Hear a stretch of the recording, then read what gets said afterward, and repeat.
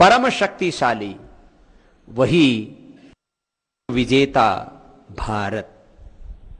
अब हमको ये जो कहा जाता है भारत विश्व गुरु था, यहां गुरुओं का देश था, यहां लोग जो है अपने वेद के मंत्र पढ़ा दिया करते थे। अरे हमने वेद के मंत्र तो पढ़ाए ही हैं, लेकिन वेद के मंत्र मंत्रों के लिए नहीं पढ़ाए जाते थे।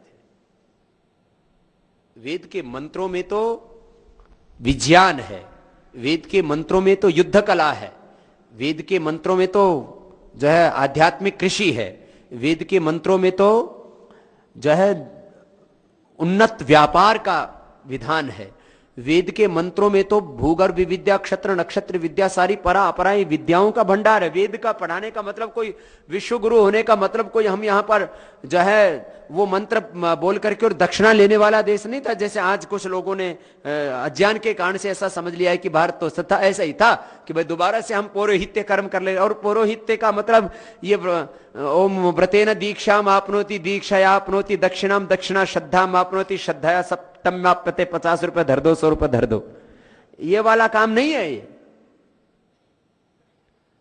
यहां पर भी इसका अर्थ और ही कुछ है, लेकिन हमने तो अपने अनुसार, और वेदों का भी अर्थ कई तरह से किया जाता है, आदि भौतिक आदि दैविक आध्यात्मिक कई अर्थ हैं वेदों के। खैर उन्हीं अर्थों में समझना पड़ेगा।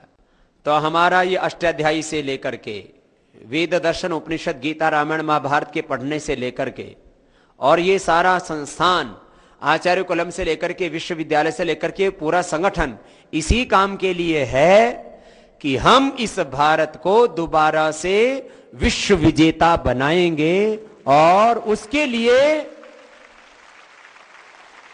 एक एक पल हम पुरुषार्थ करेंगे, एक एक पल हम पुरुषार्थ करेंगे, अपना संपूर्ण सामर्थ्य, अपना पूरा जीवन इसके लिए अर्पित करेंगे, और अगला जन्म भी लेकर के आएंगे तो भी यही करेंगे। और करना ही क्या है? अब जैसे किसी शराबी से पूछो क्या करना है, तो बोले सुबह से शाम तक पीना है। अब किसी चारवाक से पूछो क्या करना, बोले यावत जीवेत सुखम जीवेत ऋणम कृता घृतम पिबेत भस्मीभूतस्य देहस्य पुनरागमनम कुता। अब किसी जो है नास्तिक व्यक्ति से पूछो जिसके कर्म फल व्यवस्था में पूर्व जन्म पुनर्जन्म में निष्ठा नहीं है, तो वो क्या कहेगा? यावत जीवेत सुखम जीवेत, जब तक जीवो सुख से जीवो, ऋण करके घी पियो। मरने के बाद किसी को कब क्या पता कि कौन पैदा होगा या नहीं होगा। फिर जो शराबी है, महर्षि दयानंद सत्यार्थ प्रकाश में बड़ा अच्छा लिख रखा है, बोले कब तक पीना चाहिए? बोले तब तक पीना चाहिए जब तक पीते पीते गिर ना जाए। किसी शराबी से पूछे तो यही कहेगा ना कि इतनी पियो कि पीते पीते बेहोश हो जाओ। आजकल ये रेव पार्टी और कौन कौन सी पार्टी होती है, आजकल बच्चे भी करने लग गए, वो यही तो करते हैं ना। कब तक पियो? जब तक पीते पीते बेहोश ना हो जाओ, पता ही नहीं लगे कि स्त्री कौन है, पुरुष कौन है, और कौन क्या कर रहा है, ये कुछ पता ही ना लगे, तब तक पीते रहो। लूटो कब तक? बोले जब तक सारा अपने पास में ना आ जाए तब तक लूटो। ये लूट वालों क्या है जो लाखों, ये बोले बाबा जी इतना लूट करके भी इनको संतोष क्यों नहीं है? मैंने कहा इन्होंने ठान ली है कि जब तक लूट करके सारा धरती का साम्राज्य उनके पास में नहीं आ जाएगा तब तक लूटते रहेंगे। जैसे लूटने वालों ने कसम खा रखी है कि जब तक सब कुछ लूट नहीं लेंगे तब तक रुकेंगे नहीं।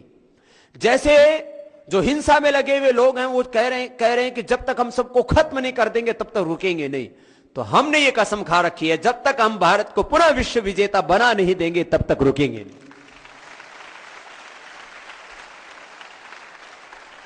ये 15 अगस्त के दिन हम संकल्प करें तो बात समझ में आती है कि हम आजाद भारत के नागरिक हैं, हम विश्व विजेता भारत के नागरिक हैं। और वैसा होने का गौरव, वैसा होने का स्वाभिमान, वैसा होने का की प्रतिष्ठा अपने भीतर होनी चाहिए। ऐसा आदर्श चिंतन, ऐसा आदर्श जीवन हम सबका हो, और ऐसा होना ही चाहिए। और मैं ऐसा क्यों कर रहा हूं? क्योंकि मुझे ऐसा करना ही है। अब उन लूटने वालों से पूछा आप क्यों ऐसा कर रहे हो? वो कहते मैं तो हूं ही इसके लिए। तो यदि वो लूटने के लिए पैदा हुए हैं, वो इस देश को बेचने के लिए पैदा हुए हैं, तो हम इस देश को बचाने के लिए पैदा हुए हैं। वो इस देश को मिटाने के लिए भी पैदा हुए हैं, तो हम इस देश को बचाने के लिए पैदा हुए हैं। और जैसे एक खुन्नस होती है, जैसे कसक होती है, जैसे एक आक्रोश होता है, जैसे एक विद्वेष होता है, जैसे घृणा और नफरत होती है कि इसने मेरी मां की इज्जत को लूटा है, मैं इसको नहीं छोड़ूंगा। तो ऐसे ही हिंदुस्तान के हर एक नागरिक के भीतर ये खुन्नस, आम आदमी की बात कह रहा हूं मैं, मुझे खुन्नस है, इसने मेरी मां के साथ में दुराचार किया, मेरी मां की इज्जत को लूटा, मैं इसको नहीं छोड़ूंगा, और वो छोड़ता भी नहीं है। ऐसी ही ये विचार, ये भाव, ये संकल्प, ये जोश, ये जुनून, ये आक्रोश, ये गुस्सा, कुछ भी कहो उसको, बात को कहने के लिए शब्दों का प्रयोग किया जाता है। एक एक नागरिक के भीतर पैदा हो जाए कि जिन लोगों ने आज तक मेरी भारत माता के साथ धोखा किया है, मैं उनको छोड़ूंगा नहीं, उनको सबक सिखाऊंगा। मेरे रहते हुए मेरी भारत मां है। मैंने बार बार अपनी मां की कसम खाई है, माता भूमि पुत्रो हम पृथिव्या, मैं इस धरती माता का बेटा हूं, मैं इसकी बेटी हूं। और मेरी मां की इज्जत के साथ जिन लोगों ने खिलवाड़ की है, मेरे उस विश्व विजेता भारत को जिन्होंने खंड खंड किया है, मैं उनको भी अब खंड खंड करूंगा, मैं उनको नहीं छोड़ूंगा।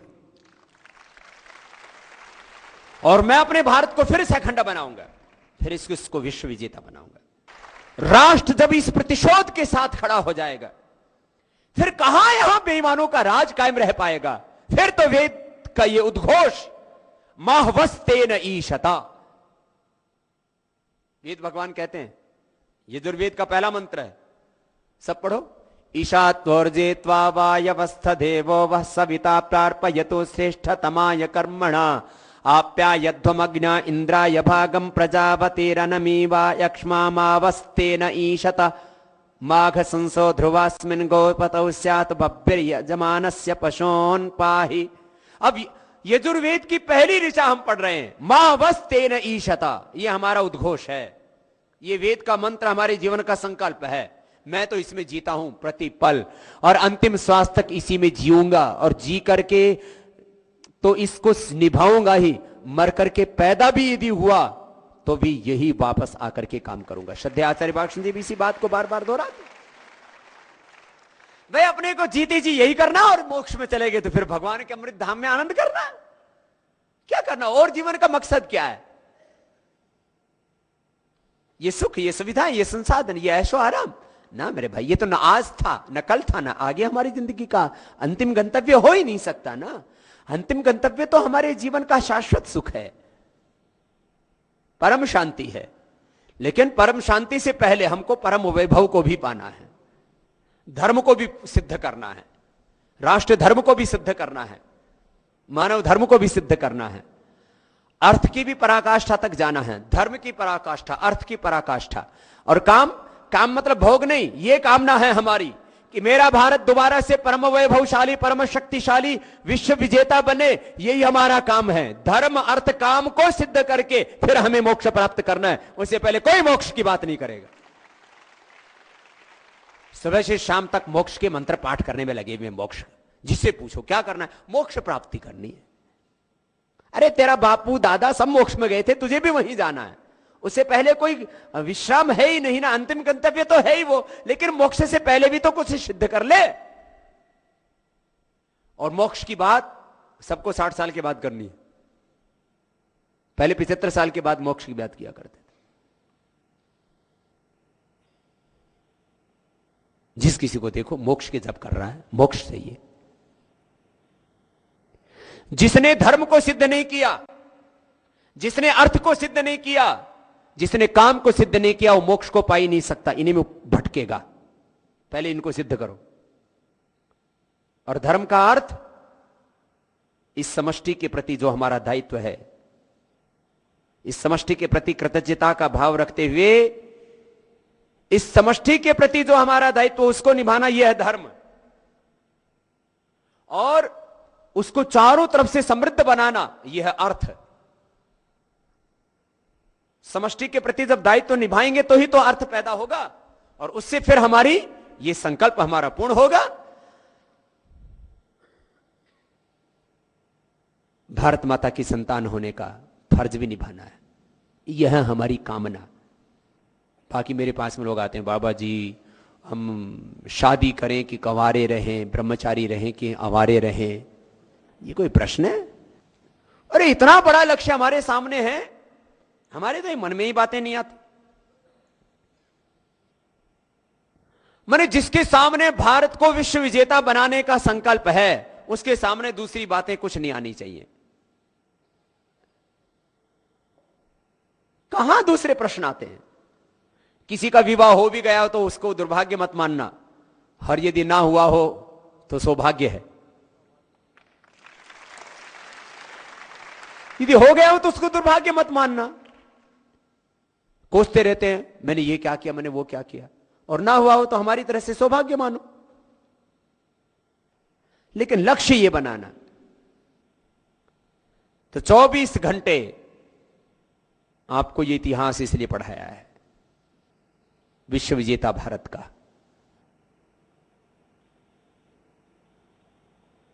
कि मुझे इस भारत को पुनः विश्व विजेता बनाना है। आज भी इस भारत में विश्व विजेता होने का सामर्थ्य है। तो भारत विश्व विजेता था, भारत आज भी विश्व विजेता है। उसकी शक्ति पूरी तरह से प्रकट नहीं हो पा रही है, क्योंकि यहां के जो शासनकर्ता हैं वो पराक्रमी नहीं है, दूरदर्शी नहीं है, चरित्रवान नहीं है, वो परम देशभक्त नहीं है, प्रजावत्सल नहीं है। और इस बात को जन जन तक पहुंचाना है। उनका कि जीवन की भौतिक दरिद्रता तो एक क्षण में दूर हो जाएगी। जैसे कहते हैं ना, भगवान आए, प्रकट हुए, उन्होंने कहा बेटा मांगो, क्या मांगते हो। तो भारत की भौतिक दरिद्रता तो ये तो कुछ पलों की बात है। किसी के जीवन में भी हम कोई दरिद्रता तो देखना चाहते ही नहीं। ये भौतिक दरिद्रता तो दूर होगी ही होगी, वैचारिक सांस्कृतिक दरिद्रता भी दूर होगी, आध्यात्मिक दरिद्रता भी दूर होगी। और ये भारत आध्यात्मिक और आर्थिक दृष्टि से विश्व की महाशक्ति बनेगा और विश्व विजेता बनेगा। ये संकल्प हमको लेना है और इसके लिए प्रतिपल जीना। तो ये था आज के 15 अगस्त का संकल्प। और इसके लिए जो भी करना है उसमें फिर हमें पीछे नहीं हटना, फिर यूं नहीं देखना पीछे मुड़ करके।